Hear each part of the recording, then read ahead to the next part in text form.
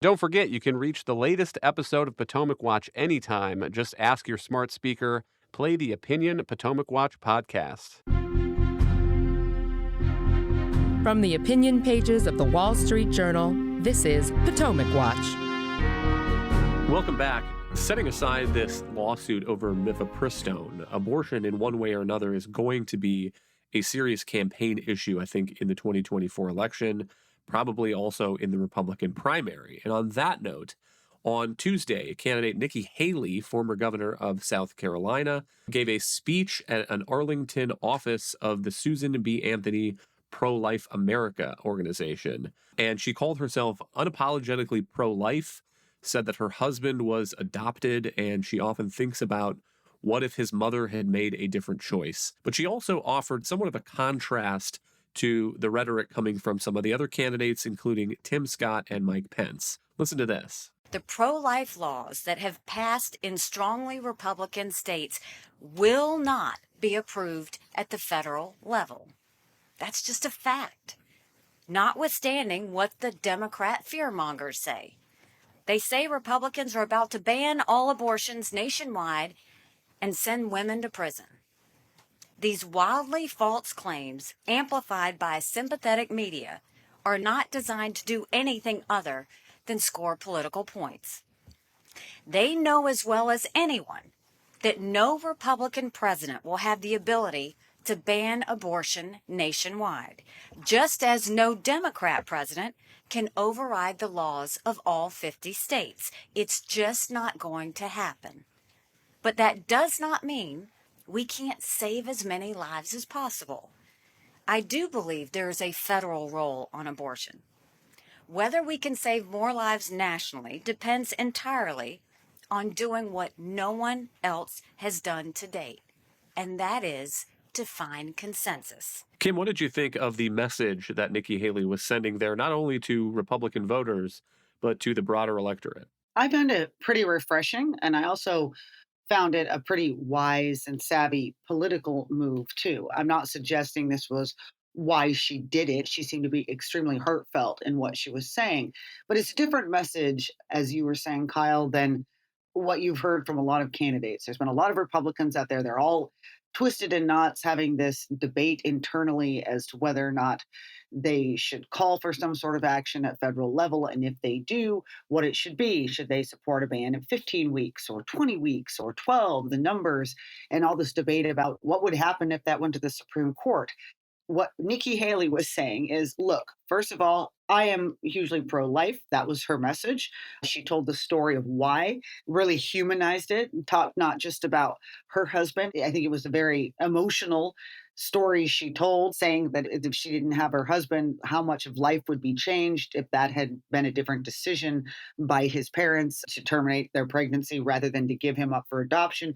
She talked about her own struggles with fertility. So she made the case for the pro-life states that have put forward some sort of restrictions. But she said at a national level, we need to understand that this is not going to really be a possibility for those on the pro-life side. And she noted that in order to really get any kind of ban at a federal level over the line, you'd have to have some Democratic help. At this point, the entire Democratic Party is uniformly opposed to anything like that. So you'd need 60 GOP senators to get it done. She noted that the last time there were 60 GOP senators was in 1910, and that it wasn't likely that they were going to have those kind of numbers again anytime soon in a closely divided nation. So what her argument is at a national level, Republicans should be trying to do the things that they can get broad support for across the country. That might be very late term abortion ban. That might be protections for doctors and nurses who have moral objections to not require them to engage in this procedure. Things that for the most of the country that's sort of in the middle on this, there are many things that people generally can agree to. In terms of the states, she said we need to be doing more to persuade and to convince. But in general, her argument was in a post-Dobbs world, We need to stop using abortion as a bludgeoning point against each other, a hot button political issue, and have a reasonable discussion.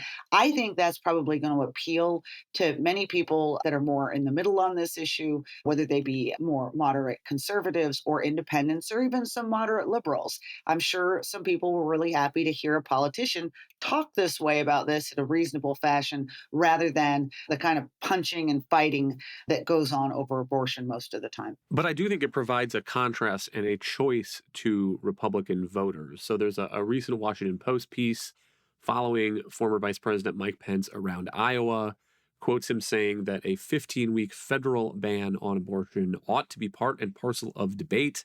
The Supreme Court didn't turn the issue of abortion over to the states. They turned it over to the American people, unquote.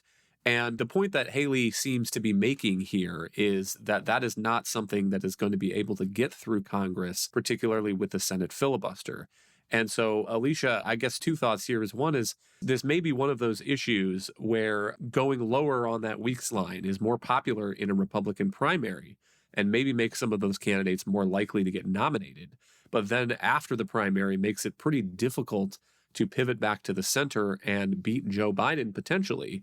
The other one is that it seems to offer a clear fork for other candidates who have not yet taken a clear position on federal legislation. And the one I'm thinking of specifically is Governor Ron DeSantis. He signed the bill in his state that is a 6-week abortion ban with exceptions.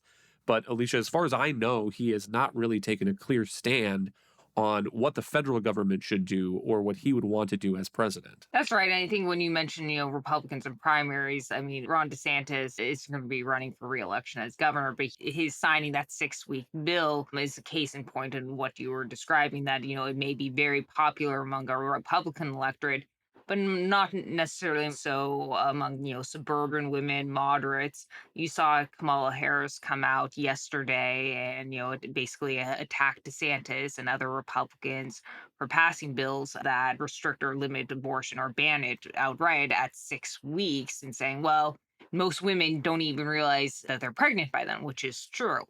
So I think that is going to be difficult for the Republicans to straddle, Republicans who are supporting the 6-week ban to straddle. But in terms of the federal issue, I mean, you could argue that it's unconstitutional under the Commerce Clause. And I'm not sure how much sway that's going to gain with the broader electorate in trying to explain that. But I think that that's a very strong point for arguing that we should just leave it to the states, because even if this were to go up to the high court, it would likely be struck down. But I think that DeSantis, he's going to have some positioning to do. I think it helps, obviously, that Nikki Haley is a woman. I think she made a very compelling speech about her own personal experiences.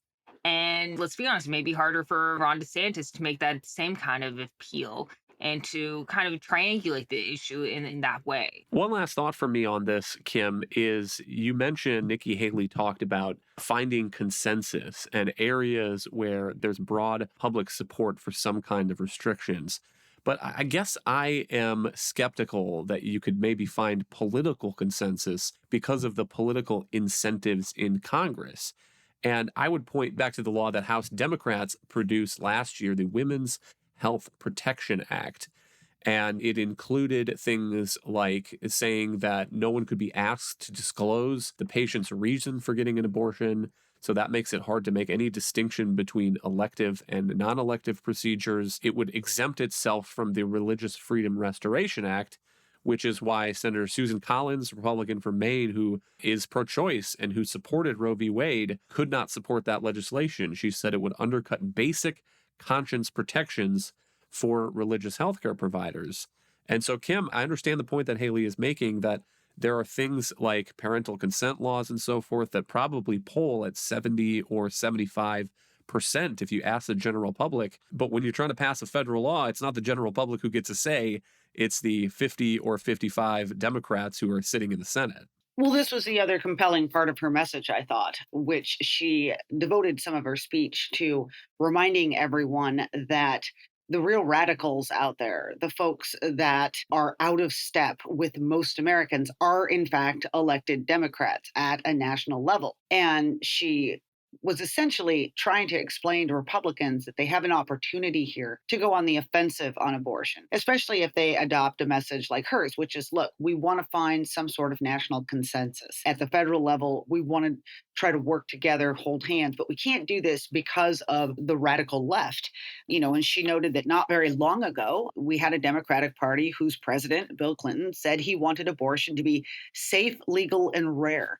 And that is something that was very appealing to even a lot of members in his own Democratic Party, because, as you note, Kyle, a lot of Americans do generally agree on a lot of these issues. There might be distinctions about exactly what week or et cetera, but there is broad consensus. But it's Democrats now who have, at the pandering of a very small percentage of their very radical left, have at a national level and sometimes at a state level completely cast off any of the concerns or cares of the majority of voters and really taken extreme positions on a lot of things. I mean, we have people in the Democratic Party right now in Washington who argue that you should be able to have an abortion for any reason at any stage of pregnancy.